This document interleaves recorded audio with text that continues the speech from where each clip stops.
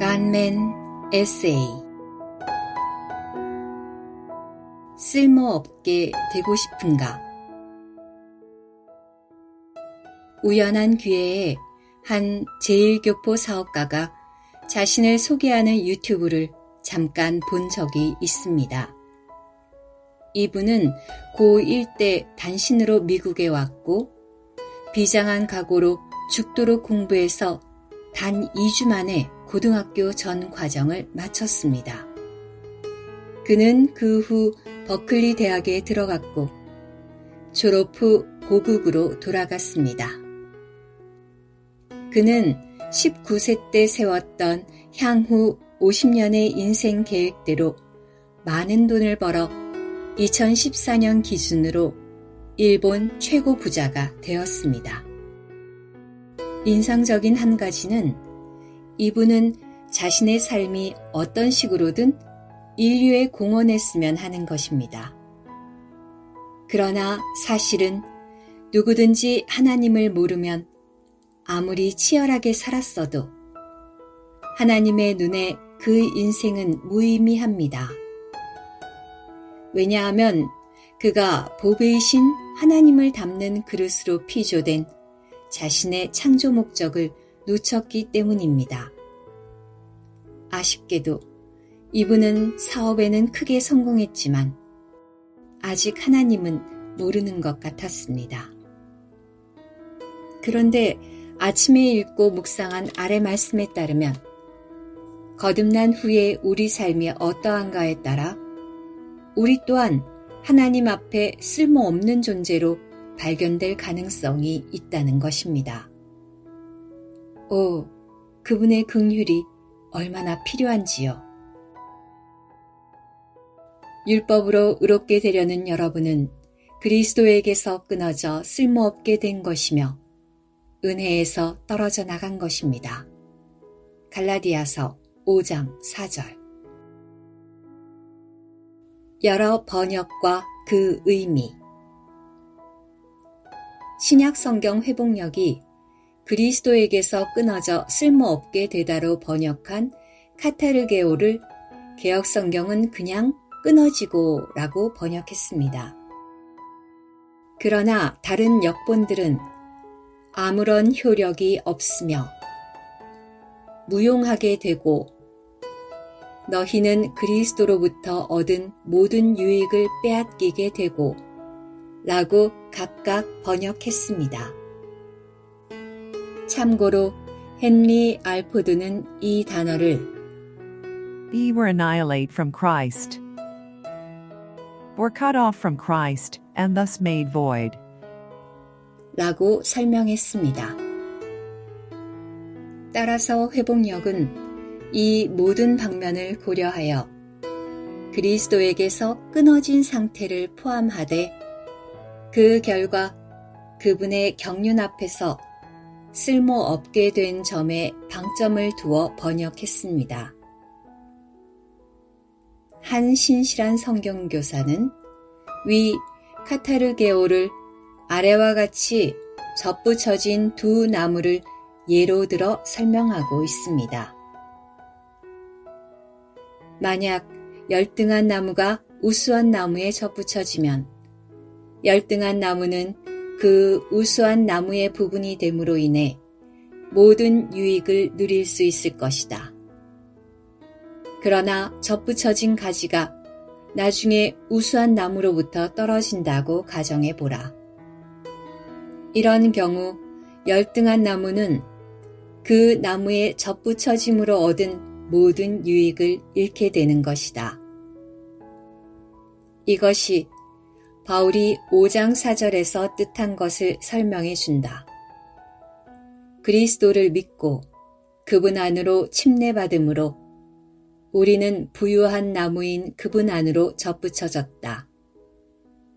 그러나 만약 내가 그리스도를 버림으로써 그분을 우리의 실제적인 체험 안에서 떠나게 한다면 우리는 측량할 수 없이 풍성한 그리스도에게서 무로 돌아가는 것이다. 갈라디아인들은 율법과 할례에 떨어졌다.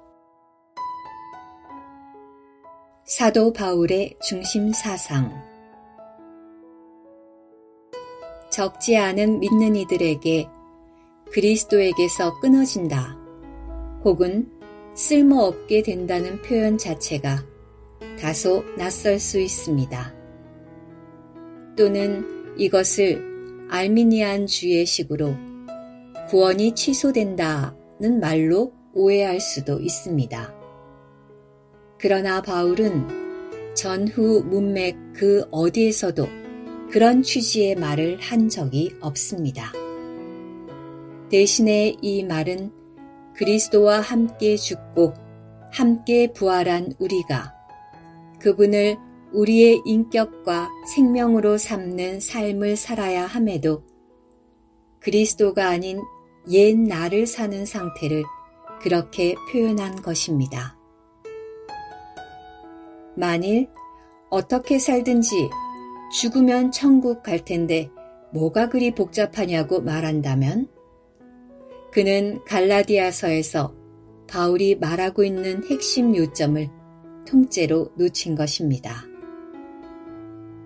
사도 바울은 갈라디아 믿는 이들을 향해 하나님께서 아들을 보내사 여자에게서와 율법 아래 나게 하신 것은 구속만이 아니라 우리가 아들의 자격, 즉 장성한 하나님의 아들들이 되게 하시려는 것이라고 말합니다. 또한 자신은 이것을 위해 그들 속에 그리스도의 형상이 이루어지도록 다시 해산하는 수고를 한다고 말합니다. 바울은 이 휴오데시아를 새 창조물 혹은 하나님의 이스라엘로 표현하면서 이것은 오직 은혜 안에서 머물며 넘치는 그 영의 공급을 믿음으로 받아들여 영적 생명이 자랄 때 가능하다고 외치고 있는 것입니다. 따라서 이 문맥에서 어떤 것이 쓸모 있다 혹은 없다고 판단하는 기준은 그것이 우리를 하나님의 장성한 아들 휴오데시아로 만드는데 유용한지에 달려 있습니다. 이런 관점에서 갈라디아 믿는 이들이 할례를 실행한 것은 전혀 무익하며 사도 바울이 볼 때는 참으로 어리석고 속상한 일이었습니다. 현재 상황의 적용. 이 말씀을 깊이 묵상할 때 마음에 와닿았던 또 한 가지는 이 구절에 쓰인 동사들의 시제였습니다.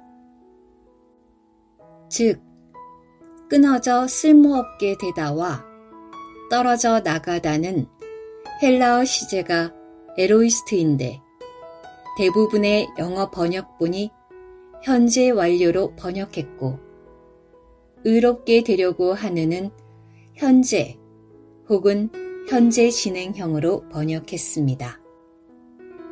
체험적으로 볼 때 우리가 현재 주님과 달콤한 교제 안에 머물고 지금 그분을 은혜로 누리고 있다면 그 외에 다른 것으로 주님을 기쁘게 하려고 노력할 필요를 못 느낍니다.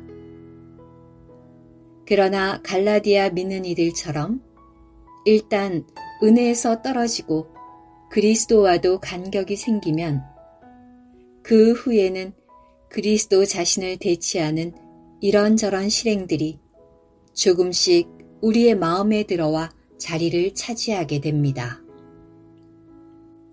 그러나 참된 믿음 생활은 우리가 누린 그리스도가 존재와 삶을 통해 흘러나가는 것이지 주님과 분리된 우리가 주체가 되어 그분을 위해 무엇인가를 해드리는 것이 아닙니다.